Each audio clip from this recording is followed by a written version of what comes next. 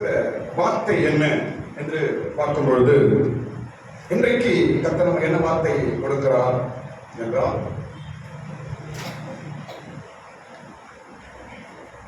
வேதம் ஒரு மகத்துவம் என்ற ஒரு வார்த்தை. எல்லாரும் சொல்லுங்க, வேதம் ஒரு மகத்துவம். வேதம் ஒரு மகத்துவம். வேதமா இது பைபிள் மேல வைத்துங்க, எல்லாரும் பைபிள் மேல வைத்துங்க ப்ளீஸ். எல்லாரும் பைபிள் இதாங்க நம்ம உயிரே. பிள்ளைங்களா வைத்துங்க, சின்ன பிள்ளைங்க இதான் நம்ம உயிரே. ஸ்தோத்திரம். இன்னைக்கு உலகத்தை யார் சொல்லுங்க, யார் சொல்லுங்க ஸ்தோத்திரம். இதுக்கு உயர்த்து இதை கூட உயர்த்த உயர்த்தப்படாது. ஸ்தோத்திரம். இன்னைக்கு உலகங்களை நடத்துகிறது இதுதான், ராஜாக்களை ஏற்படுத்துவது இதுதான். இன்னைக்கு உலகங்கள் பல அழிவிலிருந்து தப்பிக்க செய்வது இதுதான். அநேக மனிதர்களை பாதுகாத்து உருவாக்கி கொண்டிருக்கிறது இதுதான். சாதாரண புத்தகம் அல்ல, இது ஒரு மகத்துவமான ஒரு வேதம். எல்லாரும் சொல்லுங்க, வேதம் ஒரு மகத்துவம். என் வேதம் ஒரு மகத்துவம்.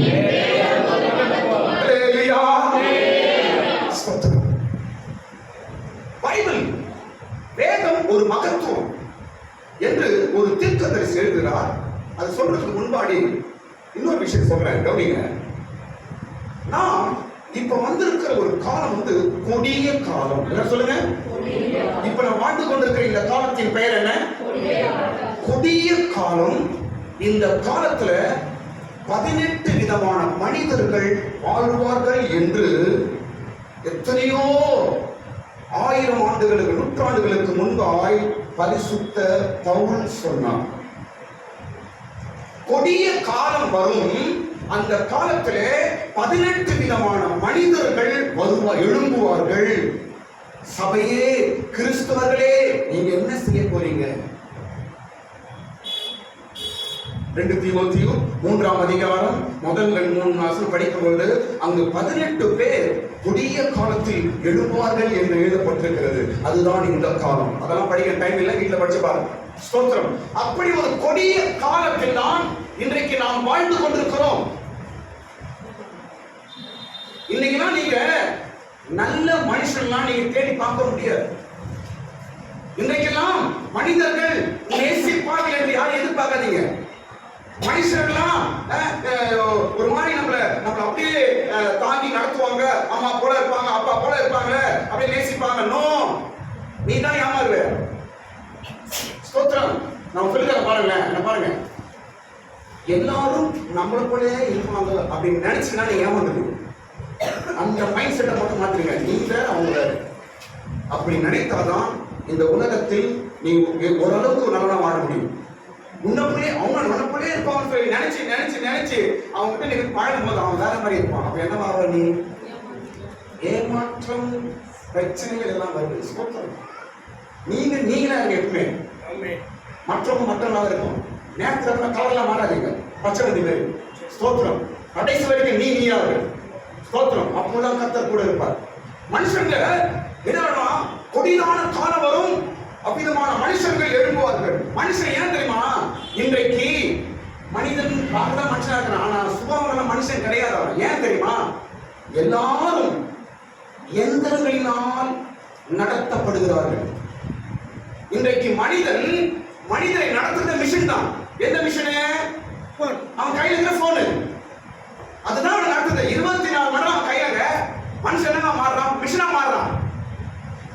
மனிதனுடைய இருதயம் மிஷினா மாறுது, மனிதனுடைய மூளை மிஷினா மாறுது, மனிதனுடைய எண்ணங்கள் மிஷினாய் மாறுது, மனிதனுடைய சுபாவங்கள் மிஷினா மாறுது. ஸ்தோத்திரம். இன்னைக்கு ரோட்ல இன்னும் கொஞ்ச நாள் ஆகணும், ரோட்ல போறது மனுஷனால ரோபோவான்னு கண்டுபிடிக்க நமக்கு நாட்கள் வரப்போகுது. இது மனுஷனா ரோபோவா அப்படி ஆடப்போகுது. அப்படி ஒரு சூழ்நிலைகள் இன்னும் வரப்போகிற காலம் மிகவும் கொடிதா இருக்கும். அப்போ சபையே நீ என்ன செய்வாய்? அவங்க எழுதுகிறாங்க, என்ன செய்யணுமா? இவ்விதமான ஒரு கொடித காலம் வரும்பொழுது கிறிஸ்தவர்கள் நாம் என்ன செய்ய வேண்டும்? அவர் சொன்ன காலம் வந்தாச்சு. நீ வாழ்ந்திருக்கிற காலமே கொடிதான காலம். இந்த காலத்தில் என்ன செய்ய வேண்டும் என்றால் அவர் சொல்றார், வேதத்தை படிக்கணும். அவ்வளவுதான். இந்த காலத்தில் நீங்கள் செய்ய வேண்டிய, நாம் செய்ய வேண்டிய காரியம் என்னவாது? வேதம் இதுதான் நம்ம பவுல் தீமோத்தேயுக்கு எழுதுகிறார். ஸ்தோத்திரம். வேதம். ஸ்தோத்திரம். பாருங்க, இன்னும் சொல்றேன் கவனிங்க. சிறு பைபிள்ல, புதிய ஏற்பாட்டு காலத்துல பைபிள்ல சின்ன வயசுல இருந்து பைபிளை படித்த ஒரு நபர் யார் தெரியுமா? புதிய ஏற்பாட்டின் புத்தகத்துல காலத்துல சின்ன வயசுல இருந்தே பைபிளை படித்து வந்த ஒரு அப்போஸ்தலன் யார் என்றால் தீமோத்தி. தீமோத்தி அவன் ஆயா, அவன் பாட்டி, அவன் அம்மா அவனை வளர்க்கிறான். சின்ன வயசுல இருந்தே பைபிள் படிக்கிறவன். கடைசியில அவன் பவுலோடு சேர்ந்தான். அவன் ஒரு வைராக்கியம் உள்ள ஒரு அப்போஸ்தலனாய் மாறினான். ஸ்தோத்திரம். இந்த தீமோத்தேயுக்கு தான் பவுல் எழுதுகிறார். கொடிதான ஒரு காலம் வரும்பா, அப்ப நீ எப்படி இருக்கணும் தெரியுமா? தயவு செய்து பைபிளை படிப்பா என்று பவுல் தீமோத்தேயுக்கு சொல்லித்தார். ஸ்தோத்திரம். வேதம் நிறைய விஷயத்தை சொல்லுதீங்க. பவுல் தீமோத்தேயுக்கு எழுதுகிறார் ஒரு 6 விஷயம். பைபிள் 15ஆம் வசனம் படிங்க. பரிசுத்த வேதம் எழுத்துக்களை நீ சிறு வயது முதல் அறிந்தவன் என்று உனக்கு தெரியும். இப்ப பவுல் எப்போது தீமோத்தேயு எப்போது பைபிள் படிக்கிறான்? அவரு சிறு வயது முதல். சின்ன வயசுல இருந்து பைபிள் படிக்க ஹாபிட் சொல்லிதாங்க.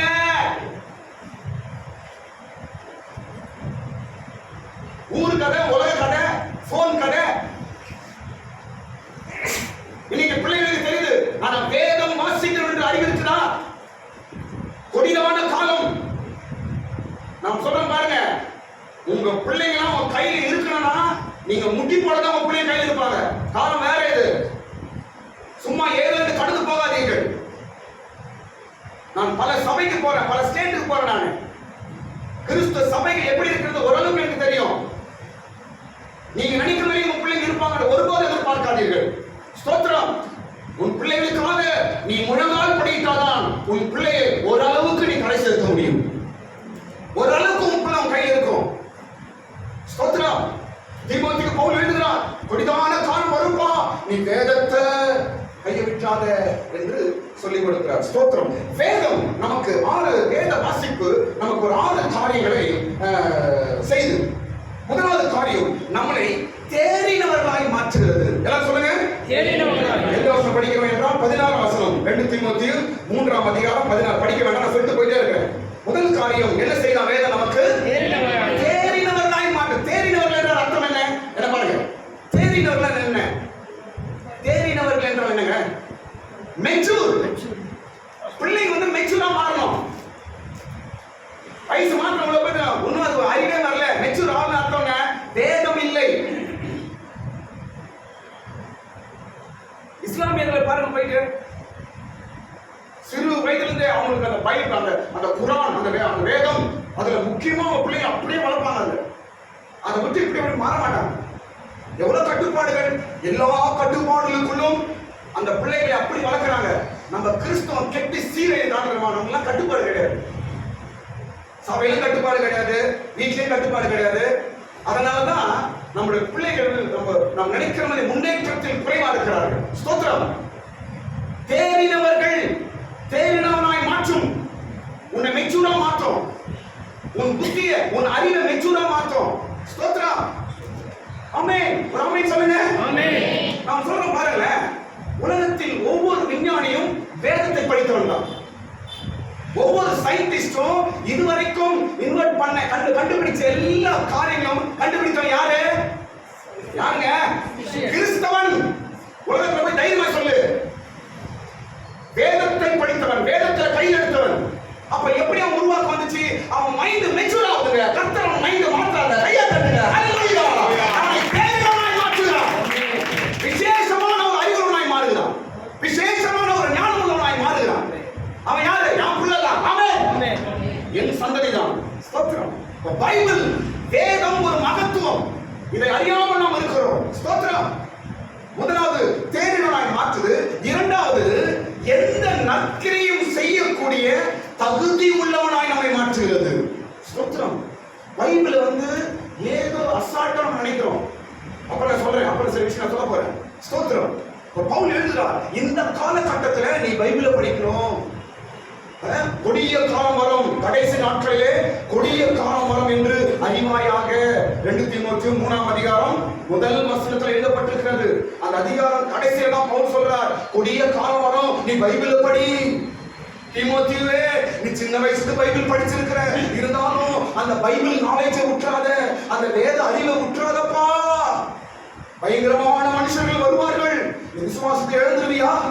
நீ கற்றுக் கொடுத்த எழுந்து போயிடுவியா என்று பவுல் தகப்பன் பிள்ளைக்கு சொல்வது போல பவுல் தீமோத்தேயுக்கு எழுதுகிறார். முதல் காரியம், வேதம் நம்மை தேறினவர்களாய் மாற்றுகிறது. இரண்டாவது தகுதி. என்ன தகுதி? நல்ல வேலை செய்ய தகுதி. ஸ்தோத்திரம். செய்யறது வேலையா, நல்ல வேலையா இருக்கணும் இருக்கும், ஆனா அவன் நல்லவனா இருக்க மாட்டான். என்ன பாருங்க, ஊருக்கெல்லாம் சோறு போறன்னு வச்சுக்கோங்க, அவரு பயங்கரமான கொலைகாரர் இருப்பார். கொள்ளடிச்சு ஊருக்கு சோறு போட்டா எப்படி இது கடவுள் ஏத்துப்பாரா? மற்றவன் வயிற்றுல அடிச்சு அவன் பணத்தை எடுத்து வந்து நான் ஏழைகளுக்கு கொடுக்கிறேன் என்று சொன்னா அது பைபிள் ஏற்றுமா? கடவுள் ஏற்ற மாட்டாரு. அப்ப பைபிள் என்ன சொல்லி தருது? நீ நல்லது செய்ய வேண்டும் என்றால் நீ தகுதி உள்ளவனாய் மாறு. ஆமென். இதுதான் இந்த பைபிள் நமக்கு சொல்லி கொடுக்குது. இன்னைக்கு தகுதி இல்லாதவனால செய்யலாம், போயிட்டு தகுதியே கிடையாது. ஸ்தோத்திரம். சாராய கம்பெனி வச்சிருப்பான் தான், அதுக்கு சம்பாதிப்பான். இங்க வந்து ஏழைகளுக்கு நான் கொடுக்கிறேன், ஏழை பிள்ளைகளுக்கு நான் சோறு போடுறேன். அங்க சாராயத்துல 1000 பேர் குடும்பத்தை கட்டு. இதுவா நற்கிரியைகள்? நற்கிரியை என்றால் என்ன? பைபிள் நமக்கு என்ன சொல்லி தருது? ஸ்தோத்திரம். நல்ல கிரியைகளை செய்ய உன்னை தகுதி உள்ளவனாய் மாற்றுகிறது பைபிள். ஆமென். தகுதி. ஸ்தோத்திரம். யாரும் தகுதி என்பதற்கு இன்னொரு அர்த்தம் சொல்றேன், கவனிங்க. யாரும் உன்னை பாயிண்ட் அவுட் பண்ண முடியாமல் உன்னை வளர்க்கும் பைபிள். ஆமென். ஆமென். யாரும் உன்னை பார்த்து கேள்வி கேட்கிற அளவுக்கு உன்னை பைபிள் இருக்காது. அதான் தகுதி. ஸ்தோத்திரம். இப்படி மாற்றுமா பைபிள்? பவுல் தீமோத்தேயுக்கு எழுதுகிறார். மூன்றாவது காரியம், அடுத்த மூன்றாவது விஷயம் என்றால் பைபிள் உபதேசிக்க உதவி செய்யும். என்ன செய்யும் பைபிள்? உபதேசம் என்ன? மற்றவங்களுக்கு சொல்லிக் கொடுப்பார். ஸ்தோத்திரம். சொல்லிக் கொடுக்க உதவி செய்யும். நான் சொல்றேன் கவனிங்க. பிள்ளைகளை வளர்க்கிறவர்கள், பெற்றோர்கள், நீங்க நல்ல பைபிளை படிச்சீங்கன்னா உங்க பிள்ளைகளை அருமையாய் வளர்க்கலாம். ஸ்தோத்திரம். ஆம், நீங்க பைபிளை படிச்சு பாருங்க, உங்க பிள்ளை எப்படி வளர்க்கணும், என்ன செய்ய வேண்டும், என்ன கற்றுத்தர வேண்டும், பைபிள் சொல்லி தரும். ஸ்தோத்திரம். பைபிள் உபதேசிக்க உதவி செய்யும், உபதேசிக்க கூடியது. ஸ்தோத்திரம். அடுத்த காரியம், அடுத்து என்ன? கடிந்து கொள்ளுதலுக்கு உதவி செய்யும். கடிந்து கொள்ளுதல் என்ன? கடிந்து கொள்ளுதல் என்னங்க? கோபம், அவங்கள திட்டுவது. ஸ்தோத்திரம். நான் சொல்ற காரியம் என்ன பாருங்க, வீட்டுல திட்டினா பைபிளை படிச்சு திட்டுது. பைபிளை படிக்காம திட்டுறீங்கன்னா சண்டை வரும், கோபம் வரும். ஆனா பைபிளை படிச்சு திட்டி பாருங்க, அவங்க எதிர்த்து கோபப்பட மாட்டாங்க, உணர்வு உண்டாகும். பைபிள் அவ்வளவு நல்ல ஒரு விஷயங்க. ஸ்தோத்திரம். பைபிள் கடிந்து கொள்ளுக்கு உதவி செய்யும், மற்றவங்களை திருத்த உதவி செய்யும். அடுத்தது பாருங்க, நான்காவது பாருங்க, அருமையான ஒரு வார்த்தை, நான்காவது காரியம், பைபிள் சீர்திருத்தம் செய்யும். பைபிள் என்ன செய்யுங்க? சீர்திருத்தம் என்ன? சீர்திருத்தம் என்னங்க? ஒரு கெட்டு போய் இல்லை என்றால் கீழ் நிலவத்தில் இருக்கிற ஒரு சமுதாயத்தை ஒரு நல்ல ஒரு நிலையில் கொண்டு வந்து வைப்பதுதான் சீர்திருத்தம். சீர்திருத்தம். பைபிள் சீர்திருத்தம். இதே சென்னை, இந்த தமிழ்நாடு ஒரு காலத்துல எப்படி இருந்தது? இதே சென்னை எப்படி இருந்துச்சுங்க? தோமலாம் ஒரு எப்படி இதெல்லாம் கிராமங்கள். ஸ்தோத்திரம். அப்பெல்லாம் அவங்க ட்ரெஸ் போட தெரியாது, பெண்களுக்கு அந்த அளவுக்கு ட்ரெஸ் உடுத்த தெரியாது, படிப்பறிவு கிடையாது, அவங்களுக்கு சுத்தமா இருக்க தெரியாது. ஸ்தோத்திரம். அவங்களுக்கு பேச்சு பழக்கவழக்கங்கள் தெரியாது அவங்களுக்கு. அப்படி ஒரு நாகரிகத்தில் குறைந்துதான் மனிதர்கள் இருந்தார்கள். இன்றைக்கு இந்த நாகரீக அளவுக்கு வந்திருக்க காரணம் என்ன? பைபிள் சீர்திருத்தம் செய்திருக்கிறது. ஆமென். ஸ்தோத்திரம். ஆமென். எத்தனை பரிசுத்தவான்கள் உயிரை விட்டாங்க. தோமா, நான் சொல்றேன் பாருங்க, சென்னையில் இருக்கிற நம்ம கொஞ்சம் அதிர்ஷ்டசாலிகள். ஏனென்றால் எங்க தோமா கால வச்ச இடங்க, கையை தட்டுங்க, இயேசுவை தொட்டு பார்க்க தோமா கால வச்ச இடம் சென்னை. ஸ்தோத்திரம். அதனால தான் எந்த சத்தியம் சென்னையை தொட முடியாது. நிறைய பாஸ்டர்ஸ் தான் சொல்றாங்க, எத்தனை ஸ்டேட்ல எத்தனை சக்திகள் அசைத்து பார்த்தாலும் சென்னை ஒன்றும் செய்ய முடியாது. ஏனென்றால் பரிசுத்தவானுடைய ரத்தம் சிந்தப்பட்டது சென்னை. ஒரு பாக்கியமான இடம். அப்போ செய்து சீர்திருத்தம் செய்கிறது. ஸ்தோத்திரம். பைபிளை படிச்சு பாருங்க, எவ்வளவு பேரை நீங்க மாற்றலாம் மாறுவீங்க. ஆமே, எவ்வளவு பேரை நீங்க மாற்றலாம். பைபிளை படிங்க, நீங்க மற்றவர்களை மாற்றுவீங்க. உன்னை பார்த்து மற்றவர்கள் மாறுவார்கள், சீர்திருத்துவார்கள். ஸ்தோத்திரம். எத்தனை கொலைக்காரனை மாற்றி இருக்கிறது, எத்தனை விபச்சாரியை மாற்றிருக்கிறது, எத்தனை கொடூரமான மாற்றிருக்கிறது, எத்தனை தீவிரவாதிகளை மாற்றிருக்கிறது, எத்தனை கொலைக்காரனை மாற்றிருக்கிறது. ஸ்தோத்திரம். எனக்கு தெரிஞ்ச ஒரு பாஸ்டர் ஹைதராபாத் பக்கத்துல ஒரு ஊர்ல இருக்கிற அவர் லம்பாடி அந்த ஜாதியை சேர்ந்தவர். பெரிய சபை கூட்டம் நான் போனேன். ஸ்தோத்திரம். நல்ல ஒரு பெரிய சபை பாஸ்டர். எல்லாம் முடிஞ்சோன்னா அவர் சாட்சி கேட்கிறேன். அவர் சாட்சி சொல்றாங்க. அவர் சாட்சி என்ன சாட்சினா, அந்த பாஸ்டரோட சாட்சி வந்து அவர் அனாதை யாரும் கிடையாது. எல்லா ஒவ்வொரு வீட்டுல பூந்துருவார். பூந்து முதல்ல அவங்க சா வச்சுருவாங்க. கொன்னுட்டு அவங்களை கொலை பண்ணி சா வச்சுட்டு அவங்க வீட்டில் இருக்கிற சாப்பாடுலாம் சாப்பிட்டு கையெல்லாம் கழுவி போயிடுவாங்க. இதுதான் அவங்களுடைய வேலை. பாஸ்டர் ఈ చేతితో ఎంతో మందిని చంపినా అని కయ్యగలరు. నాకు కొంచెం గడ గడ గడ గడ ఇది అమ్మా పొలాలు வந்து మనకు ஆனா அவனை பார்த்து அப்படி இல்லை, பூனை நினைக்கிறாங்க. அப்புறம் எனக்கு புலி, இப்ப எனக்கு பில்லி. அப்ப எப்படி இருக்காரு, பயங்கரமான. இப்ப பார்த்தா அப்படியே ஒரு மாதிரி சாதுவம் ஆயிட்டாருங்க. பயங்கரமான ஒரு மனிதன் பாருங்க. கொலை பண்ணிட்டு சா வச்சுட்டு அவங்க வீட்டுல சாப்பாடு சாப்பிட்டு கை வச்சுட்டு போவார், கை கழுவிட்டு போவார். இது எப்படி? இது மனிதனா மிருகமா? யோசிச்சு பாருங்க. இப்படி ஒரு கொடூரமான மனிதன் இன்றைக்கு மாறி ஒரு வேதத்தை போதிக்கிறவனாய் மாறி இருக்கிறான் என்றால் சீர்திருத்தம் பைபிள் செய்த காரியம். ஆமென்.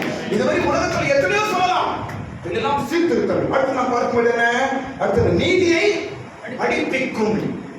நீதியை படிப்பிக்கும், நல்லதை சொல்லிக் கொடுக்கும். உலகத்தில் நீதி எது என்பதை பைபிள் நமக்கு சொல்லிக் கொடுக்கும். ஸ்தோத்திரம். அதனால் இந்த காலகட்டத்தில் நாம் வேதத்தை அதிகமாய் படிக்க வேண்டும் என்று பவுல் தீமோத்தேயுக்கு எழுதுகிறார். ஸ்தோத்திரம். சரி, இப்போ நான் மெயின் சப்ஜெக்ட் வர போறேன். கவனிங்க. வேதத்தை குறித்து, பைபிளை குறித்து பழைய ஏற்பாட்டின் காலத்துல ஒரு தீர்க்கதரிசி மிக அதிகமாய் எழுதியிருக்கிறார். வேத வாசிப்பை குறித்து, வேதத்தை குறித்து பழைய ஏற்பாட்டின் காலத்துல ஒரு தீர்க்கதரிசி ஒரு நிறைய விஷயத்தை அந்த அதிகாரத்தில் எழுதியிருக்கிறார். முக்கியமாக வேத வாசிப்பு. யார் அந்த தீர்க்கதரிசி என்றால் ஓசியா தீர்க்கதரிசி. எல்லாம் சொல்லுங்க, ஓசியா தீர்க்கதரிசி புக்கை எடுத்து பாருங்க. வேதத்தை குறித்து நிறைய விஷயங்கள் அவர் எழுதுகிறார். ஸ்தோத்திரம். பாருங்க, அதே சமயத்துல வேதத்தை அவர்கள் நேசிக்காததுனால அவர்களுக்கு நடந்த 8 காரியங்கள் அந்த தீர்க்கதரிசி எழுதுகிறார். அதெல்லாம் நான் சொல்ல போறேன். வேதம் ஒரு மகத்துவம். இது கர்த்தரால் எழுதப்பட்டு கொடுக்கப்பட்டிருக்கிறது. ஸ்தோத்திரம். இந்த வேதம், உங்க கையில் இருக்கிற பைபிள், நியாய தீர்ப்புல உண்மை என்ன நியாயம் தீர்க்கும். பைபிள் சும்மா கிடையாது, இது அழிந்து போகாது. நித்தியத்திலே தேவன் நியாயம் தீர்க்கும் போது இந்த வேதம் இருக்கும். அப்ப அந்த வேதம் உங்ககிட்ட பேசும், இந்த வசனம் உன்னை பேசும், உன்னை நியாயம் தீர்க்கும். நான் இன்னைக்கு உன் வீட்டுல இருந்தேனே, இந்த வசனம் இருந்து சொன்னாங்களே, இந்த வசனம் நீ படிச்சியே, இந்த வசனம் நான் சொன்னேனே, என்னை மதிக்கவே இல்லையே, என்னை தொடவே இல்லையே, நீ என்னை படிக்கவே இல்லையே என்று ஒரு நியாய தீர்ப்பின் நாளிலே வேதம் உன்னை மேலும் நியாயம் தீர்க்கும். பிரியமான பிரதர் சிஸ்டர், வேதம் ஒரு மகத்துவம், ஒரு மகத்துவமான ஒரு பொக்கிஷம் இன்னைக்கு உங்க வீட்டில் இருக்குது. ஒரு மகத்துவமான ஒரு பரிசுத்தமான ஒரு வேதம் இன்னைக்கு உங்க வீட்டில் இருக்குது. அது ஒரு பொக்கிஷம். ஸ்தோத்திரம். இந்த ஓசியா தீர்க்கதரிசி, எல்லாம் ஓசியா புத்தகம் எடுங்க. அங்க பாருங்க, அந்த அந்த அதிகாரத்துல அவர் வேதத்தை குறித்து ஒரு 4 வசனம் எழுதுறார். சீக்கிரம் படிச்சு நான் போயிடுவோம். முதலாவது வசனம் எங்க பார்க்கிறோம் என்றால் 4ஆம் அதிகாரம் 6ஆம் வசனம். ஓசியாவின் புத்தகம் 4ஆம் அதிகாரம் 6ஆம் வசனம் படிங்க. என் ஜனங்கள் அறிவில்லாமையினாலே சங்காரம் ஆகிறார்கள். நீ அறிவை வெறுத்தாய், ஆகையால் நீ ஆசரணை இராதபடிக்கு நானும் உன்னை வெறுத்து விடுவேன். நீ உன்னுடைய தேவனுடைய வேதத்தை மறந்தாய், ஆகையால் நானும் உன் பிள்ளைகளை மறந்து விடுவேன். நீ வேதத்தை மறந்த நான் என்று சொல்றாங்க. பாருங்க, ஸ்தோத்திரம். வேதத்தை மறந்ததனால் நான் உன் பிள்ளைகளை மறந்து விடுவேன். பயமா இருக்குது வசனம் படிச்சா. எல்லாரும் சேர்ந்து படிங்க. நீ வேதத்தை மறந்தாமல் விழுந்து படிங்க. எல்லாம் படிங்க. படிங்க.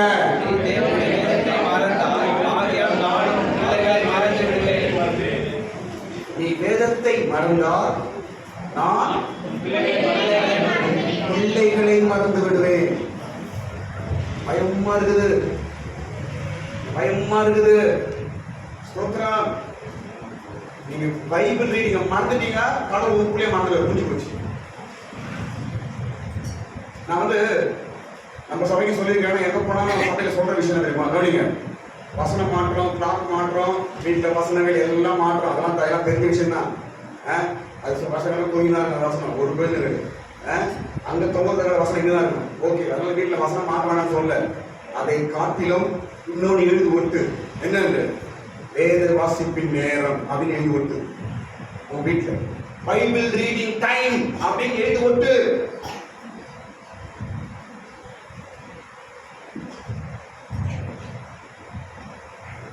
வேதத்தை மறந்தால் நான் உன் பிள்ளையை மறப்பேன். கடவுள் நம்ம பிள்ளைய மறந்துட்டா நம்ம பிள்ளை கெடினா பைபிள் சும்மா நினைச்சிட்டீங்களா? கிறிஸ்துவனுக்கு கொடுக்க போற கிஃப்டா இது? பரிசுத்தவான்கள் மூலமாய், பரிசுத்த ஆவியின் மூலமாய், தேவனுடைய ஏவுதல் மூலமாய், பரிசுத்த ஆவியின் மூலமாய் எழுதப்பட்ட வார்த்தைகள் இது. இது மனிதன் எழுதின அல்ல, பரிசுத்த ஆவியானவர் எழுதின வார்த்தைகள் இன்றைக்கு வீட்டில் இருக்குது. ஸ்தோத்திரம். அப்போ இன்னொரு வசனம் சொல்றாரு பாருங்க. 6ஆம் அதிகாரம் 6ஆம் வசனம். ஓசியால 6ஆம் அதிகாரம் 6ஆம் வசனம் சொல்றாரு, பலியை அல்ல இரக்கத்தையும் தகன பலிகளை பார்க்கிலும் தேவனை அறிகிற அறிவையும் விரும்புகிறேன். பலியை அல்ல, நான் என்ன விரும்புகிறேன்? தேவனை அறிகிற அறிவை நான் விரும்புகிறேன். அப்படின்னா எப்படி தேவனை அறிகிற அறிவு நமக்கு வருது? Bible reading. அறிவு தேவனை, கடவுளை குறித்து அறிந்து கொள்ளும்படிக்கு நம்ம என்ன செய்யறோம்? பைபிள் படிக்கிறோம். அப்ப நான் பலியை விரும்பவில்லை, எதை விரும்புறானு? தேவனை அறிகிற அறிவை விரும்புகிறேன். கடவுள் அதிகமான தெரிஞ்சுக்கணும், கடவுள் அதிகமாக அறிந்து கொள்ளு என்று அந்த ஓசியா தீர்க்கதரிசி எழுதுறார் பாருங்க. அப்ப அந்த பைபிள் ரீடிங் தேவ வார்த்தை குறித்து எழுதுகிறார். ஸ்தோத்திரம். 3ஆவது வார்த்தை பாருங்க. 14ஆம் அதிகாரம் 2ஆம் வசனம். 14ஆம் அதிகாரம் 2ஆம் வசனம் என்ன கொடுக்குதுன்னா, வார்த்தைகளை கொண்டு நீ திரும்பு. 14ஆம் அதிகாரம் 2ஆம் வசனம். வார்த்தைகளை கொண்டு கர்த்தரிடத்திலே திரும்புங்கள். போதும். வார்த்தைகளை கொண்டு கர்த்தரிடத்தில் நீங்கள் திரும்புங்கள். வார்த்தைனா பைபிள் ரீடிங், வசனம். ஸ்தோத்திரம். ஓசியாவின் புத்தகத்துல பைபிள் ரீடிங்க பத்தி நிறைய தீர்க்கதரிசி வார்ன் பண்றாரு. வேதம் வேதம் மறக்காத, அதை படி என்று பழைய காலத்துல நம்ம எச்சரிக்கிற ஒரு தீர்க்கதரிசி யார் என்றால் ஓசியா தீர்க்கதரிசி. எல்லாரும் சொல்லுங்க, சத்தமா சொல்லுங்க. ஸ்தோத்திரம். பைபிள் ரீடிங் இந்த காலத்தில் நமக்கு உணர்த்துவது ஓசியா தீர்க்கதரிசி. ஸ்தோத்திரம். அடுத்து இன்னொரு வசனம் சொல்ற பாருங்க. இப்போ ஓசியா 8ஆம் அதிகாரம், ஓசியாவின் புத்தகம் 8ஆம் அதிகாரம் 12ஆம் வசனம் படிக்கும் பொழுது, ஓசியாவின் புத்தகம் 8ஆம் அதிகாரம் 12ஆம் வசனம் படிக்கும் பொழுது, என் வேதத்தின் மகத்துவங்களை அவருக்கு எழுதி கொடுத்தேன், அவைகளை அந்நிய காரியமாக எண்ணினார்கள். கிட்டத்தட்ட 4 இடத்துல பைபிளை பத்தி ஓசியா எழுதுகிறார். இங்க என்ன எழுதுறாரு? என் வேதத்தின் மகத்துவங்களை நான் அவர்களுக்கு எழுதி கொடுத்தேன், அவர்கள் அதை அந்நிய காரியமாக எண்ணினார்கள். இந்த 8ஆம் அதிகாரம் தான் நான் பேச போறேன். முடிச்சிருவேன், 50 நிமிஷம் முடிச்சிருவேன். ஸ்தோத்திரம். இந்த 8ஆம் அதிகாரம், ஓசியா 8ஆம் அதிகாரத்துல கர்த்தர் சொல்றாருன்னா, என் வேதத்தின் மகத்துவங்களை அவங்க நான் எழுதி கொடுத்தேன், ஆனா அவங்க அதை அந்நிய காரியமாய் நினைத்தார்கள். அந்நிய காரியம் அப்படின்னு அர்த்தம் எனக்கு அந்நிய காரியம் அப்படின்னு புதிய வாசனம் புரியும். ஸ்தோத்திரம். பைபிளை எழுதி கையில கொடுத்துட்டாராம் கடவுள், ஆனா அவங்க என்ன நினைச்சாங்க? அதை அந்நிய காரியம், அது அந்நிய காரியம் என்று நினைப்பார்கள் என்று கடவுள் ரொம்ப வேதனைப்படுறாரு. அந்த ஓசியா அதிகாரமே பாருங்க, ஜனங்கள் மேல ஓசியா தீர்க்கதரிசி கோபப்படுறார், துக்கப்படுறார். ஏன்? வேதத்தை கை கொள்ளவில்லை அவர்கள். ஸ்தோத்திரம். ஆனா அவ்வளவு திட்டி திட்டி திட்டி கடைசியில தேவன் ஜனங்களை அப்படியே நேசிச்சு அவங்களுக்கு ஆசீர்வாதத்தை கொடுக்கிறார். சூப்பருங்க நம்ம ஆண்டவர். நம்ம கடவுள் துக்கப்படுறாரு, கோபப்படுறாரு, நம்மை கண்டிக்கிறார், நம்மை தண்டிக்கிறார் நம்ம நினைக்கிறோம். உடனே அவர் என்ன பண்ண தெரியுமா? இறங்கி நம்மை ஆசீர்வதிக்கிறார். ஹல்லேலூயா. அப்ப இங்க வேதத்தின் மகத்துவங்களை நான் எழுதி கொடுத்தேன், அவர்கள் அதை அந்நிய காரியமாய் எண்ணினார்கள். நான் கவனிங்க, அந்நிய காரியம் என்றால் என்ன தெரியுமா? சொல்ல உங்களுக்கு புரியுங்க, சொல்லிடுறேன். இது நமக்கு சம்பந்தம் இல்லாதது, இது நமக்கு தேவை இல்லாதது, அதான் அந்நிய காரியம். எது தேவையில்லாதது? எது தேவையில்லாதது? பைபிளா சொல்லலாம். அப்படி நம்ம அப்படி நினைச்சோமா? ஜனங்கள் அப்படி நினைத்தாலும் பைபிள்ல கடவுள் எழுதுற என் பைபிள நீ தேவையில்லாத நினைக்கிறேன், என் வேதத்தை நீ இது தேவையில்லாத ஒன்று, இது நமக்கு சம்பந்தம் இல்லாதது என்று நினைக்கிறாயா என்று கடவுள் கோபப்படுறார். எத்தனை பேர் பைபிள படிக்கிறது அசால்ட்டா இருக்கிறீங்க நீங்க? எத்தனை முறை பைபிள நம்ம படிக்கிறது மதிக்காம வந்திருக்கிறோம். அது மேல என்னமே கவர்மெண்ட் போறது கிடையாது. நம்மளுக்கு தேவையான சாப்பாடு, வேலை, போனோம், வரணும், இதுதான். எத்தனை முறை நீ அதை அந்நியமா நினைத்தாய்? ஆமா, பைபிள் அதான் டாக்டர் பாஸ்டர் வருஷம் சொல்றாரு, டைம் முடியுமா பாத்துக்கலாம். இப்ப என்ன?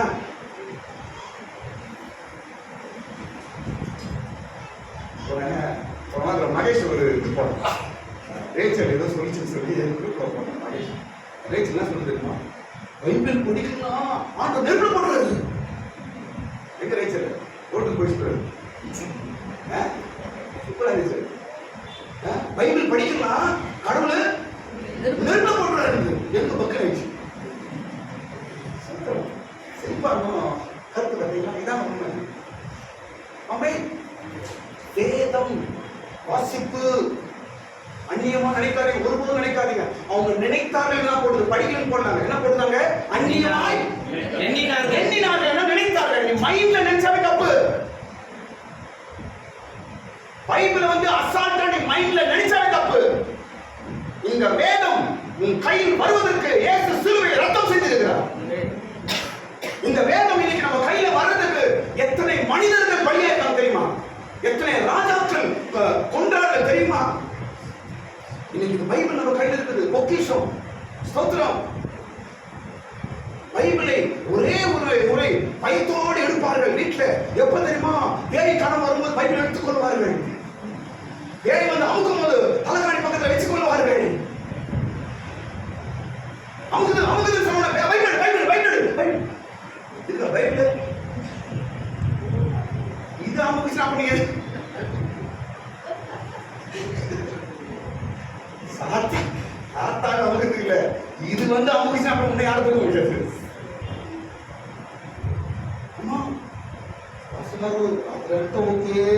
சைதான் கலந்து தெலுங்கு சொல்றேன், நான் தமிழ் சொல்றேன். ராத்திரி எல்லாம் ஒரே ஒரு பயமா இருந்துச்சு. பாஸ்டர் என்ன பண்ணேன்? பைபிள் படிப்பேன். நான் பைபிள் தலைங்க அதுக்கு பைபிள் நான் சொல்ல பாருங்க. பைபிள்ல தலையில வச்சா சாப்பிடலாம் வராதுன்னு சும்மா தலைமாட்ட இருக்க எதிர்க்கு இருதயத்திற்குள்ள இருக்கும். அப்போ தொட மாட்டாங்க. பைபிள் தலைமாட்ட இல்ல, இருதயத்தை வேதத்தை நேசி சாத்தான் ஓடுவான். வேதத்தை நேசி, வேதத்தை நேசி. ஸ்தோத்திரம். அந்நியமா எண்ணாத, இதுக்கு சம்பந்தம் கிடையாது, படிச்சுக்கலாம் போ ஆமா என்று நாம் அலட்சியமாய் நினைப்பதே தவறாம். பைபிள் எழுதுகிறார், ஆண்டவர் சொல்றார். ஸ்தோத்திரம். நான் எழுதி கொடுத்தேன், உங்கள் அந்நியமாய் நினைத்தார்கள் என்று கர்த்தர் வேதனைப்படுகிறார். ஸ்தோத்திரம். நம்ம கையில் இருக்கிற பைபிளை கடவுள் எழுதிருக்கான். ஆமென். நான் எழுதி கொடுத்தேன் என் வேதத்தை, வேதத்தின் மகத்துவங்களை எழுதி கொடுத்தேன். ஸ்தோத்திரம். உங்க கையில் இருக்கிற பைபிள் வார்த்தைகள் கடவுள் எழுதுங்க. ஸ்தோத்திரம். உன் வாழ்க்கையை மாற்றுங்க, குடும்பத்தை மாற்றுங்க, உன் பிள்ளைகளை மாற்றுங்க, சூழ்நிலையை மாற்றுங்க. பயப்படாதீங்க. ஸ்தோத்திரம். உங்க வார்த்தையை மாத்திரம் டெய்லி கொஞ்சம் படியுங்க. ஒரு வைராக் எடுங்க. நான் பைபிள் படிக்காம என் வாசலை தாண்ட மாட்டேன், வீட்டு வாசலை தாண்ட மாட்டேன் என்று ஒரு எண்ணம் மைண்ட்ல வையுங்க. ஸ்தோத்திரம். அப்படி எடுத்து பாருங்க, எவ்வளவு தெளிவா இருப்பீங்க. நீங்க உங்க மைண்ட் கன்ஃபியூஸ் ஆகாது.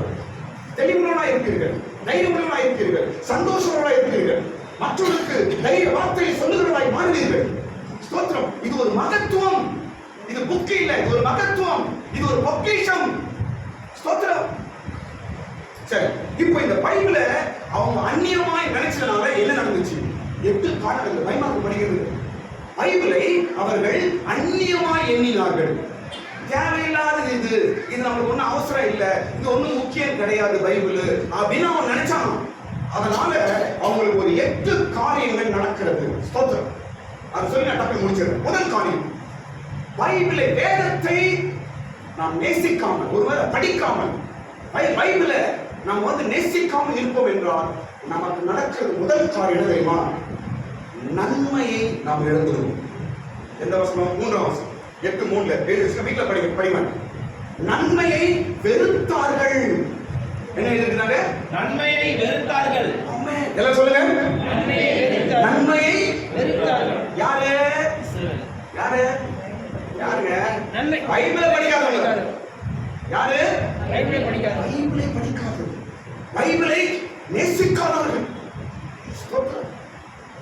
நன்மையை வெறுக்கிறவன் நன்மையை அவங்க தள்ளிடுறாங்கன்னு அர்த்தம். நீ பைபிளை படிக்கலாம், உன் வீட்டுக்கு நல்லது நடக்கலாம். பைபிள் பார்க்கறது, வசனத்தை கேட்க அப்படியோ ஐயோ ஸ்தோத்திரம். பைபிள் நான் படிக்கிறேன்னா நான் நல்லதெல்லாம் என் வீட்டுல தள்ளிடுறேன், நல்லதெல்லாம் போயிடுது அப்படின்னு அர்த்தம். நன்மையை வெறுக்கிறீர்கள், நன்மையை தள்ளுறீர்கள். ஏன் வீட்டுல நல்லது நடக்க மாட்டேங்குது? ஏன் நீ எதிர்பார்க்க நல்ல காரியம் ஏன் நடக்க மாட்டேங்குது?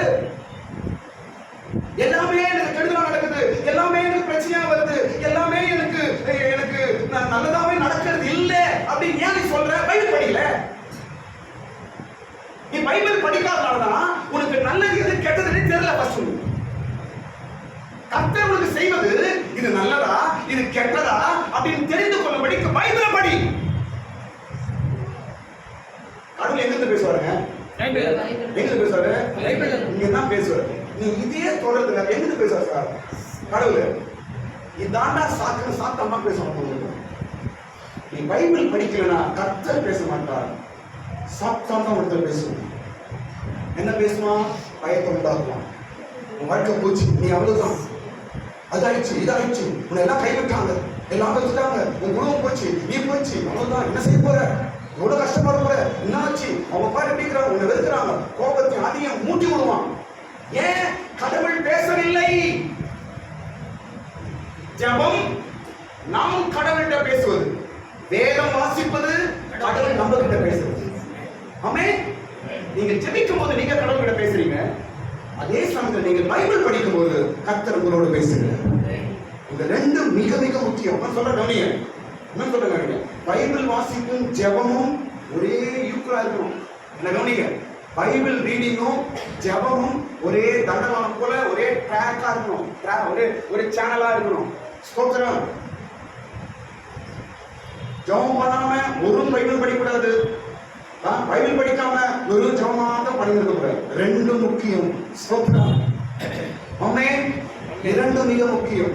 ஜெபிக்காம ஒரு பைபிள் படிச்சா கொஞ்சம் பேர் நாலேஜ் வரும், அவ்வளவுதான். அந்த நாலேஜை சாப்பிட்டா தூக்கி போய் வர தூக்கத்தில் தருவாங்க, முடிஞ்சு போச்சு. எனக்கு தெரியும் நிறைய பேர் பைபிள் ரொம்ப நாலேஜ் இருக்கும், ஆனா எதுவும் யூஸ் ஆக மாட்டாங்க. நான் பார்த்தேன், யூஸே ஆக மாட்டாங்க, ஆனா நாலேஜ் இருக்கு, பைபிள் நாலேஜ் ஒன்னும் யூஸ் ஆக முடியாது. ஏன்? ஜெபம் இல்லை. ஸ்தோத்திரம். ஜெபம் இல்லாமல் ஒருவரும் பைபிளை படிச்சா நாலேஜ் வரும், அந்த நாலேஜை சாத்தான் உபயோகப்படுத்தும், உன்னை கீழே தருவான். பெருமை உண்டாகும், அகங்காரம் உண்டாகும்.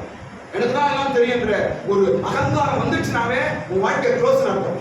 ஸ்தோத்திரம். அதனால் நான் என்ன சொல்றேன்னா, ஜெபமும் பைபிள் ரீடிங்கும் ஒரே சேனலா இருக்க வேண்டும். ஸ்தோத்திரம். ஜெபிக்கணும், பைபிள் படிக்கணும், பைபிள் படிக்கணும், ஜெபம் பண்ணணும், ஜெபம் பண்ணணும், பைபிள் ரெண்டும் இருக்கணும். அப்படி என்றால் கர்த்தரோடு கொடுத்து நலனை கொடுப்பார். அல்லேலூயா. இரண்டாவது காரியம், வேதத்தை அவர்கள் நேசிக்காதனால நடந்த இரண்டாவது விஷயம் சொல்றேன் பாருங்க. ஸ்தோத்திரம். இரண்டாவது காரியம் என்னவென்றால், அவர்கள் சுத்தமாக முடியவில்லை. எந்த வசனம்? 5ஆம் வசனம். என்ன சொல்றாரு? எதுவரைக்கும் சுத்தாந்தம் அடையாமல் இருப்பார்கள். சுத்தம், சுத்திகரிப்பு. இனி திருவருகிறது. நம்ம என்ன பண்றோம்? நாம சுத்திகரிக்கிறோம், சுத்தமாக்கப்படுவது. வெளியே சுத்தமா என்ன பண்றோம்? கழுவுறோம், குளிக்கிறோம், எல்லாம் ஓகே. ஆனால் உள்ள ஆத்துமா சுத்தமாமா என்ன பண்ணுவது? என்ன பண்ணுறது? வெளி சுத்தம் பார்க்கிறோம், கொஞ்சமா ஐம்படி துணி போட்டோமா, ஸ்டோப் போட்டோமா என்று நாம் புறம்பான சுத்தத்தை பார்க்கிறோம். நாம் இல்லை என்று சொல்லவில்லை. ஆனால் ஒரு அந்தரங்க சுத்தம் தேவை. அதெல்லாம் கடவுள் பார்க்கிறார். அந்தரங்க சுத்தம் தேவை. ஆத்துமா சுத்தம், இருதய சுத்தம், இதெல்லாம் எப்படி ஆகும்? இது உள்ள போனாதான். எது உள்ள? சொல்லுங்க. வசனம், பைபிள், வேதம் உள்ள போகும்போது நாம் சுத்தமாய் மாறுவோம். ஆமென். எண்ணம் சுத்தமாகும், வார்த்தைகள் சுத்தமாகும், இருதயம் சுத்தமாகும். ஆமென். எல்லா காரியங்கள், உள்ள காரியங்கள் எல்லாம் சுத்தமாய் மாறும். கர்த்தருக்கு ஸ்தோத்திரம். அப்போ நம்முடைய ஆத்துமாவை சுத்திகரிக்க உதவி செய்வது வேத புத்தகம். ஸ்தோத்திரம். எனக்கு பாருங்க, கோபம், பொறாமை, கசப்பு, சண்டை, விரோதம், இதெல்லாம் உள்ள இருக்குது. என்ன பண்றதுங்க? இதெல்லாம் போன என்ன பண்றது? ஒண்ணுமே இல்லை. சொல்ல பாருங்க, ஒண்ணுமே இல்லை. ஒரு நாள் நல்லா உட்காந்து 1 மணி நேரம் பைபிள் பார்த்து படிக்கும். அப்புறமா ஜெபம் பண்ணுங்க. அப்படி சொல்ல 1 மணி நேரம் உட்காந்து பைபிள் படிக்கும். படிச்சு பாருங்க, உங்களுடைய இருதயம் பக்குவமான பண்பட்ட ஒரு நிலம் போல நம்ம இருதயம் மாறுங்க. ஆமென். ஒரு நிலம் இருக்குது, விதைக்கும் போது அந்த நிலத்தை என்ன பண்ணுவாங்க? எனக்கு கவனிங்க. இப்ப விதைக்க போறாங்க, அந்த நிலத்தை என்ன பண்ணுவாங்க? அது போல நம்ம இருதயத்தை சரிப்படுத்தக்கூடிய ஒரே வல்லமை வேதம், வேத வசனம் தான். ஸ்தோத்திரம். அப்ப நம்மை சுத்தமாக்குவது பைபிள். 3வது காரியம், சீக்கிரம் போயிடுவோம். 3வது காரியம் பாருங்க. 3வது காரியம் பாருங்க, பயமா இருக்குது. 3வது காரியம், விளைச்சல் அவர்களுக்கு இல்லை. இந்த வசனம் 7ஆம் வசனத்துல அவர்களுக்கு என்ன இல்லை? விளைச்சல் அவர்களுக்கு இல்லை. ஸ்தோத்திரம். விளைச்சல் இல்லை. விளைச்சல் என்ன?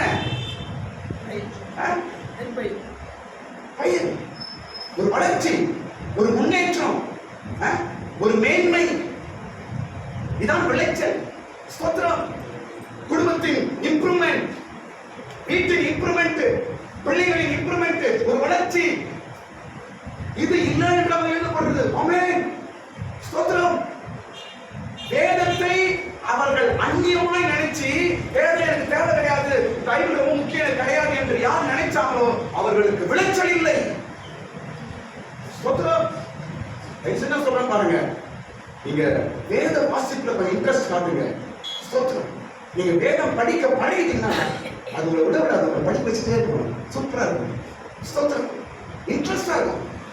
ஆமா, பழகி பாருங்க, கர்த்தர் உங்களை ஆசீர்வதிப்பார். ஸ்தோத்திரம். 3வது, வேதத்தை வெறுத்தவர்கள் என்ன இல்லை, அவங்களுக்கு விளைச்சல் இல்லாமல் போயிட்டு. உன் குடும்பத்துல விளைச்சல் வேணும், உன் வாழ்க்கையில் ஒரு விளைச்சல் வேணும், உன் வீட்டில் ஒரு விளைச்சல் வேணும், ஒரு இம்ப்ரூவ்மெண்ட் வேணும், ஒரு முன்னேற்றம் வேணும்.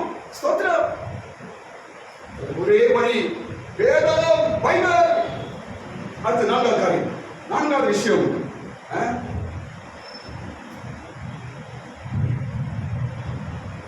பாருங்க.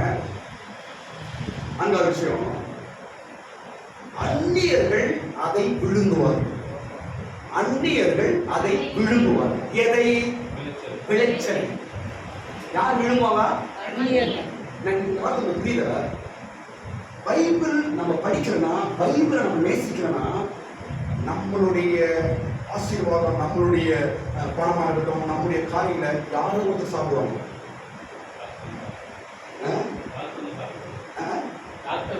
டாக்டருங்க சாப்பிடாம அந்நியர்கள் விழுங்குவார்கள். ஒரு கடவுளுடைய ஒரு ஆசீர்வாதம் இருக்குமா?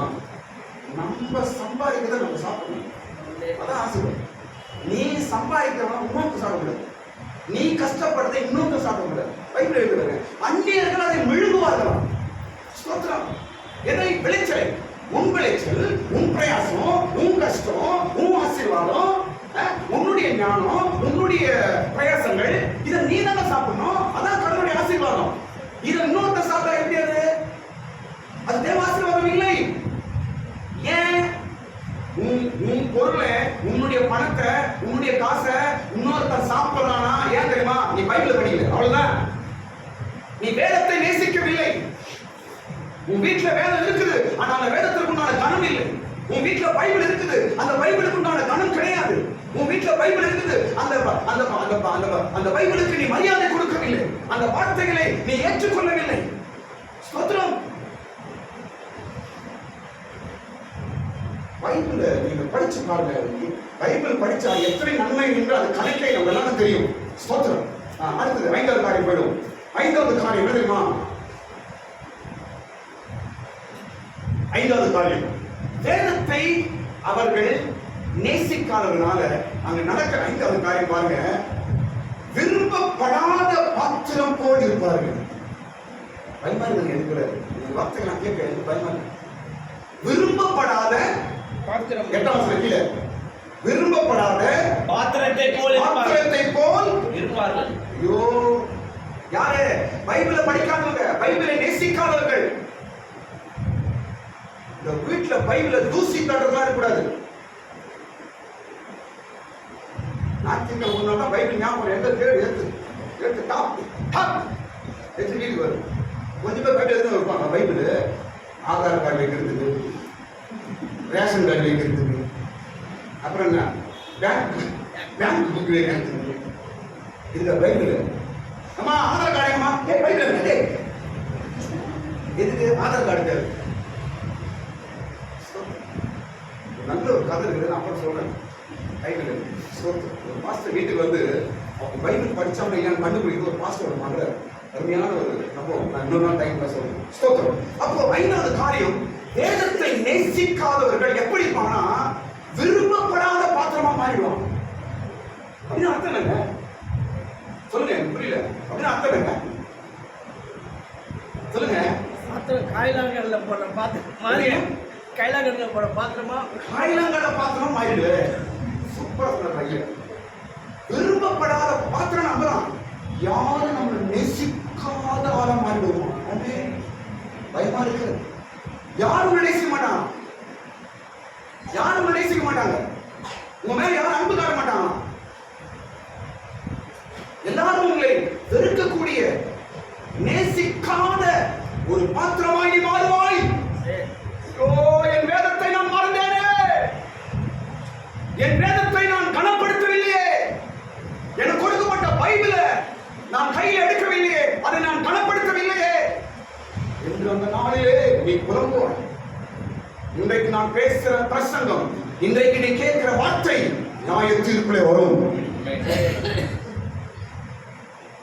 விரும்பப்படாத பாத்திரமா மாறாதீங்க. ஏன் ஏன்னா உங்களை வெறுக்கிறாங்க? ஏன் வெறுக்கிறாங்க? ஏன் வெறுக்கிறாங்க சொல்லுங்க. சில போராமைனால அதெல்லாம் தேவையில்லாத விஷயம். ஏன் வெறுக்கிறார்கள் என்றால் கவனிக்கணும். ஒருவேளை நம்முடைய சுபாவம் அவர்களுக்கு பிடிக்காததுனால நம்ம வெறுக்கிறாங்க அப்படின்னு ஒரு விஷயம் நான் சொல்றது. இது எப்படி சரி பண்ணுறது? பைபிளை படி, அவங்களுக்கு ஏற்ற மாதிரி கத்தவனை மாற்றி விட்டுருவாங்க. ஈஸிங்க. நீங்க பைபிளை படிச்சு பாருங்க. மனுஷன் நீ எப்படி நீ நடக்க வேண்டும் என்பதை இந்த பைபிள் ஒரு சொல்லிக் கொடுக்கும். அந்த ஆவி, அந்த வார்த்தை உன்னை அப்படியே உருவாக்கி விடும். அவ்வளவுதான். நீ பைபிளை படிச்சு பாருங்க. எல்லாரும் நேசிக்கணும். மாறுங்க, கையை தட்டுங்க, கரங்களை தட்டுங்க. நீங்க பைபிள் படிச்சா எல்லாரும் அப்படி ஒரு பெரிய மந்திரம் இது, அப்படி ஒரு பெரிய சக்தி இது. ஸ்தோத்திரம். ஆமென். மிஷனரிங்க வந்தாங்க இந்தியாவுக்கு. யார்கிட்ட வந்தாங்க? கொடூரமான ஜனங்களுக்கெல்லாம் வந்தாங்க மிஷனரிகள். ஸ்தோத்திரம். நல்ல காட்டுவாசிகளுக்கெல்லாம் போனாங்க. ஸ்தோத்திரம். மிஷனரிகள் எல்லாம் கொல்றதுக்கு வந்தாங்க. ஆனால் என்னாச்சு? அவங்களே மாத்திட்டாங்க. அப்படியே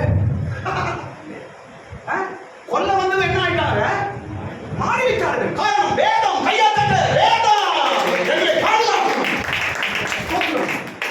நேசிக்க வைக்கும், மற்றவங்க நேசத்தை கொடுக்கும். ஐயோ என் சகோதரர் அந்த சிஸ்டர் ரொம்ப நல்லவங்க, அந்த பிரதர் ரொம்ப நல்லவங்க, அவங்க கிட்ட போனோம், அவங்க கிட்ட பேசலாமான்னு இருக்குது, அவங்க கிட்ட போடாமான்னு இருக்குது, அவங்க கிட்ட என் இருதயத்தெல்லாம் கொட்டிடலாமான்னு இருக்குது, அவங்க கிட்ட ஏதாவது வார்த்தை பேசலாமான்னு இருக்குது என்று உன்னை தேடி வருவார்கள். இது நிச்சயம். அப்படி இந்த பைபிள் உன்னை மாற்றும். ஸ்தோத்திரம். ஹல்லேலூயா. மற்றவர்களை நேசிக்க நான் பைபிளை படிக்கிறேன், ஒன்றும் செய்யாது. ஸ்தோத்திரம். உன்னை வெறுக்கிறவர்களும் உன்னிடத்தில் திரும்புவார்கள். நாம அடுத்த காரியம், 6வது காரியம், சீக்கிரம் போயிடுவோம். 6வது காரியம் என்னவென்றால், 6வது காரியம், இஸ்ரவேல் தன்னை உண்டாக்கினவரை மறந்தது. எந்த வசனம்?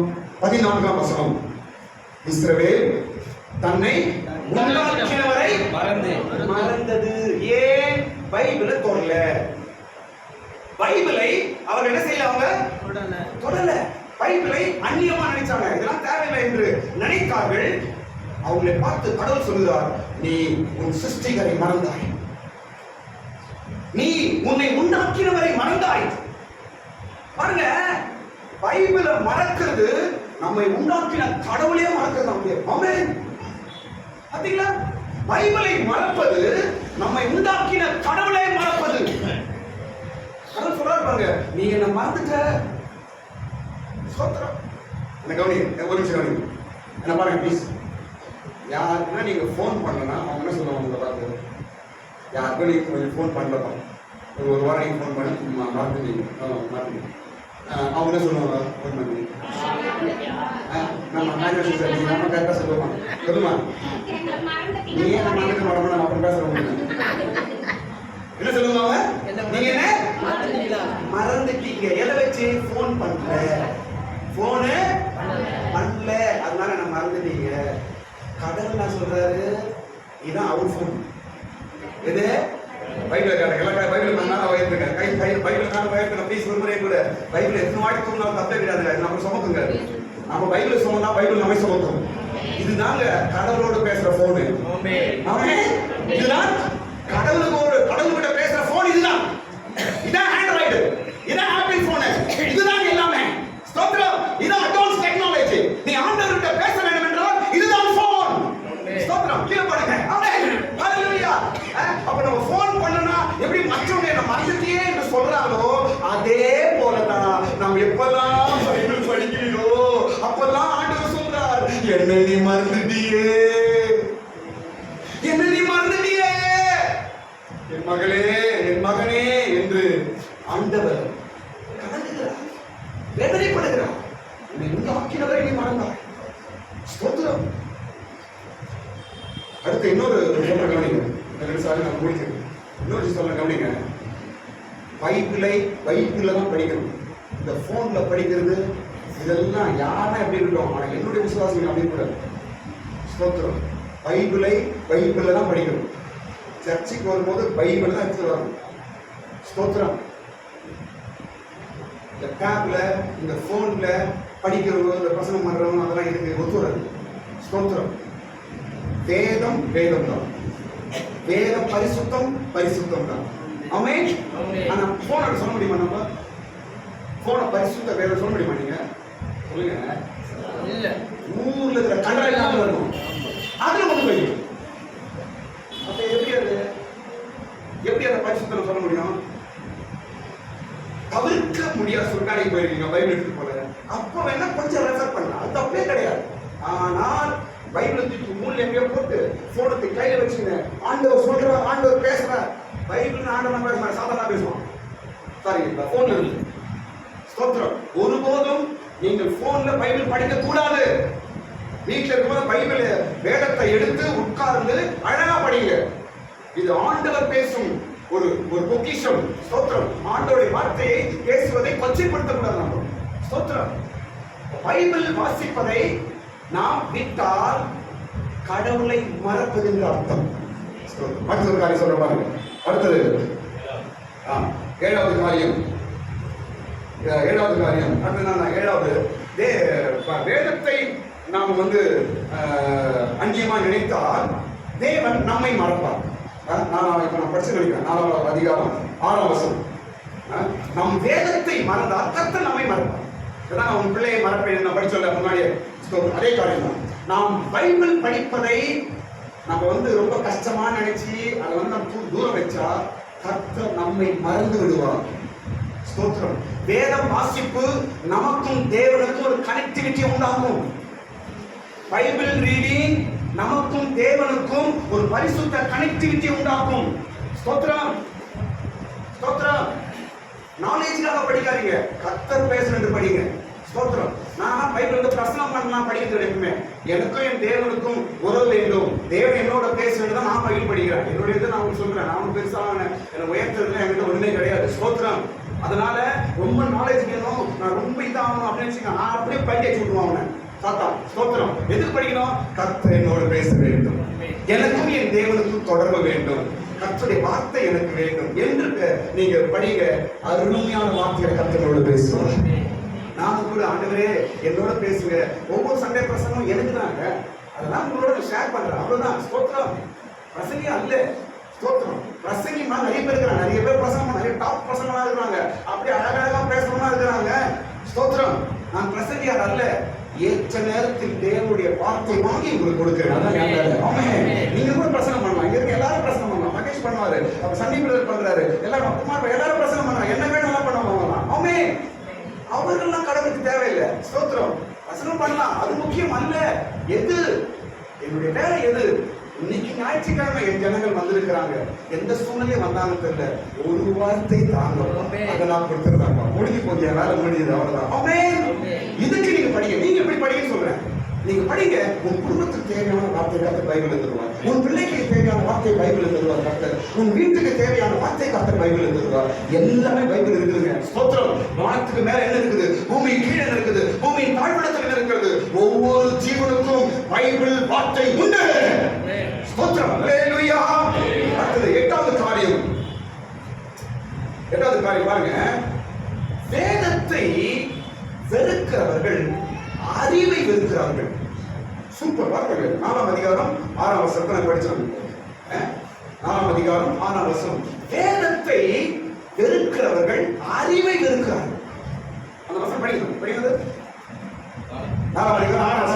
என் ஜனங்கள் அறிவில்லாவினாலே சங்காரமாகிறார்கள், நீ அறிவை வெறுத்தாய். என் ஜனங்கள் அறிவில்லாமல் சங்காரமாகிறார்கள், நீ அறிவை வெறுத்தாய். அப்ப அந்த அறிவு எதை சொல்றது? கீழே வரும்போது அந்த வசனத்தை கீழே என்ன சொல்றது? நீ வேதத்தை மறந்தாய். இப்ப எது அறிவு? அந்த வசனத்துல வேதம் தான் அறிவு என்று ஆண்டவர் பேசுறாங்க.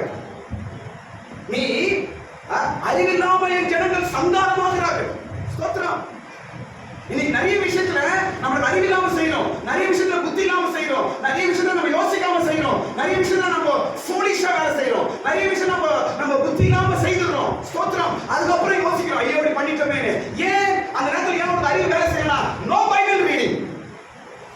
வேத வாசிப்பு இல்ல, நீ பைபிளை படிக்காதனாலதான் உனக்கு அறிவே வேலை செய்ய மாட்டேங்குது. ஸ்தோத்திரம். நீ அறிவை வெறுத்தாய். ஸ்தோத்திரம். அறிவை வெறுத்தாய்.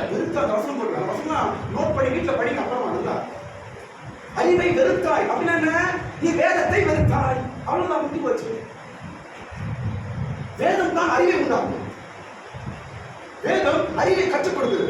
ஸ்தோத்திரம். நான் முன்னாடி சொன்னது போல சில விஞ்ஞானிகளை உருவாக்குகிறது, சில அறிவுள்ள ஞானிகளை உருவாக்குகிறது. ஸ்தோத்திரம். யோசேப்பு ஞானியாய் மாறினான், சாலமோன் ஞானியாய் மாறினான், அதுக்கப்புறம் தானியேல் ஞானியாய் மாறினான். ஸ்தோத்திரம். மீன் பிடிக்கிற சாதாரண மீன் பிடிக்கிற சீஷர்கள் ஞானிகளாய் மாறினார்கள். ஆமென். தோமா ஞானியாய் மாறினான். ஸ்தோத்திரம். பேதுரு இயேசுவை மறுதலித்து ஓடலாம் நினைச்சான் கோபக்காரன், அவனை கர்த்தர் ஞானியாய் மாற்றினார் என்று வேதம் தேவ வார்த்தை. ஸ்தோத்திரம்.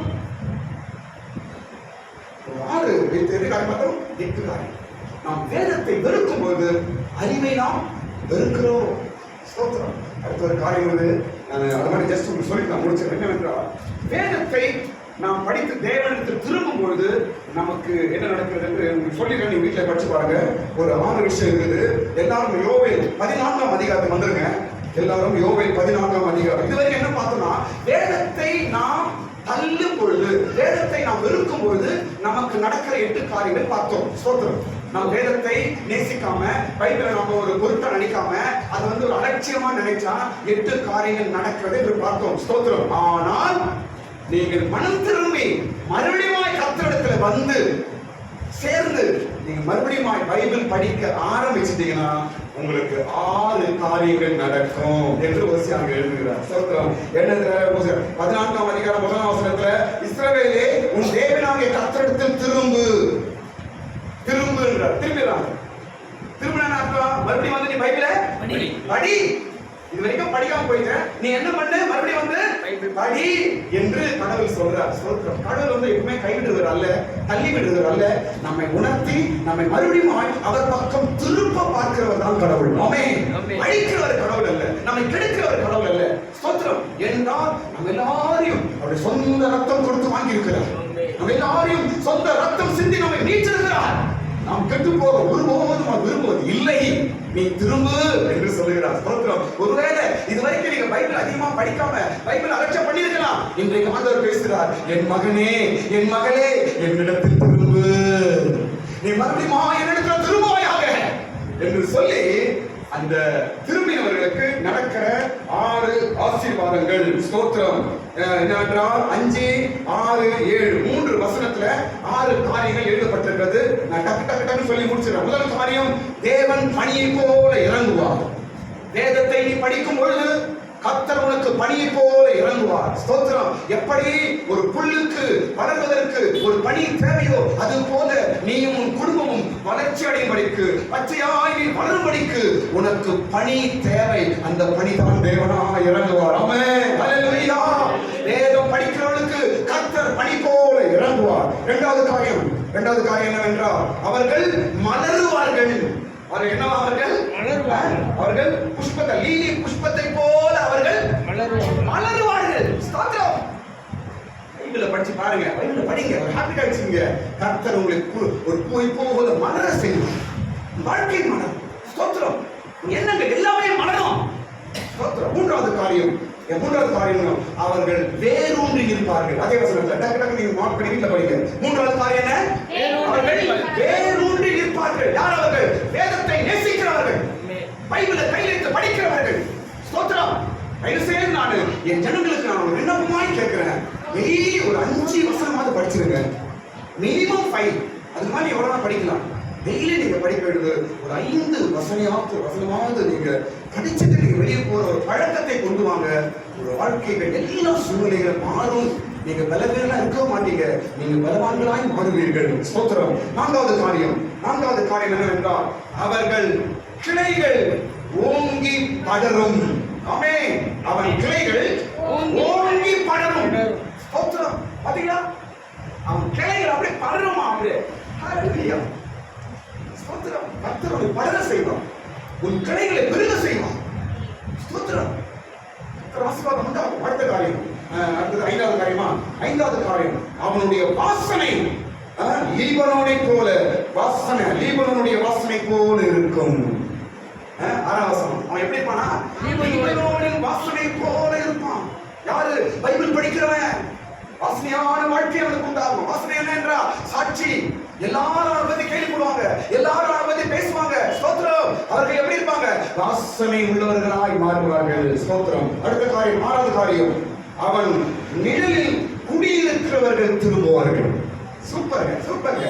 7ஆம் வசனம் படிங்க. அவன் நிழலில் குடியிருக்கிறவர்கள் போல் திரும்புவார்கள். ஆமென். குடியிருக்கிறவர்கள் திரும்புவார்கள். அவன் நிழலில். எவன் நிழலில்? பைபிளை படிக்கிறவன். எவன் நிழலில்? வேதத்தை நேசிக்கிறவன். எவன் நிழலில்? பைபிளை நேசிக்கிறவன். ஸ்தோத்திரம். பாருங்க, விட்டு போனவர்கள், உங்களை பகைத்தவர்கள், வெறுத்தவர்கள் திரும்ப உன்னுடைய நிழல்ல வருவார்கள். திரும்ப வருவார்கள். யாரோட? உன் நிழல்ல, உன் அடைக்கலத்தில் வருவார்கள். சூப்பர். இதாங்க யோபின் வாழ்க்கை நடந்துச்சு. யோபு எல்லாம் வந்த பிற்பாடு அவனை விட்டு போனவனா நாங்க திரும்பி எல்லாரும் அவனிடத்தில் வந்தார்கள். உங்கள் நிழலில எல்லாரும் கர்த்தர் திரும்பி கொண்டு வருவார். நீங்கள் ஒரு நிழல் கொடுக்கும் மரமாய் மாறுவீர்கள். வேதம் அப்படி மாற்றம். எல்லாரும் ஓடி போனோம். ஆமென். ஸ்தோத்திரம். ஹல்லேலூயா. என்னுடைய வேதத்தின் மகத்துவத்தை நான் எழுதி கொடுத்தேன், அவர்களோ அதை அந்நியமாய் நினைத்தார்கள் என்று ஓசியா தீர்க்கதரிசி மூலமாக ஆண்டவர் வேதனைப்படுகிறார், துக்கப்படுகிறார். இந்த காலை வேளையில நாம் வேதத்தை நேசிக்கிறதாய் மாற வேண்டும் என்று கர்த்தர் கூட பேசுகிறார். ஸ்தோத்திரம். நம் கருத்தில் இருக்கிற வேதம் நம்மை ஆசீர்வதிக்கிற வேதம். நம்ம கருத்தில் இருக்கிற வேதம் நம்மை வேரூன்றி